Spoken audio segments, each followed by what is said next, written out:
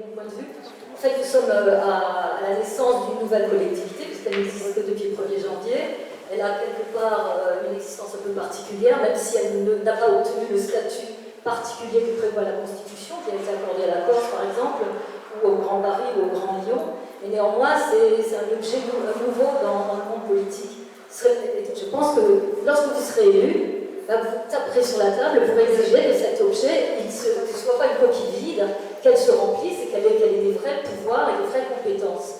Et on pourrait, pour cela, s'inspirer de ce qui se passe dans d'autres entités politiques autour de nous, en Europe, parce que la France est quand même une grosse exception de centralisme ultra-jacobin, où toutes les décisions se prennent, même les plus mauvaises, à Paris et s'imposent sur tout le territoire.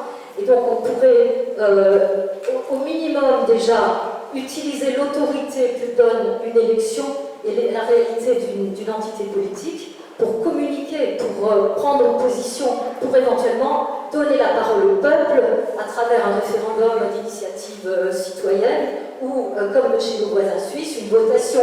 Je vous signale que le 13 juin, en Suisse, le peuple est consulté sur différentes questions, notamment sur la prolongation de l'état d'urgence, peut-être pas ad vitam aeternam, mais quand même sur une durée absurdement longue.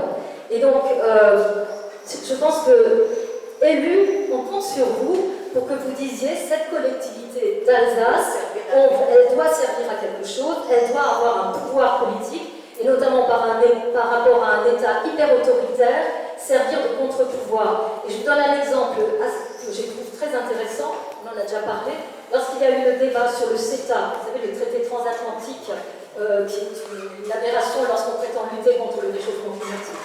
Il y a eu un blocage au niveau de l'Union européenne, puisqu'il fallait l'unanimité des votes, et il y a eu un blocage pendant une semaine, parce que le petit land, enfin, on appelle ça la province wallonne, mais qui a beaucoup plus de pouvoir et de compétences et une vraie autonomie politique que n'aura la CEA dans les prochains temps, le Parlement wallon, région autonome belge, a osé voter contre avec des arguments très forts, notamment en s'appuyant sur la société civile, sur les expertises de la société civile, et ça a bloqué le rouage pendant une petite semaine. Après, la pression est revenue et ils se sont mis au garde à vous aussi, et puis malheureusement le CETA est passé. En tout cas, même si ça paraît utopique en France, dans notre France jacobine, c'est des objectifs qu'il faut se fixer, parce que la démocratie, elle doit être de proximité et elle doit être équilibrée. Il faut un contre-pouvoir, il ne faut pas que tout se passe à Paris. Voilà.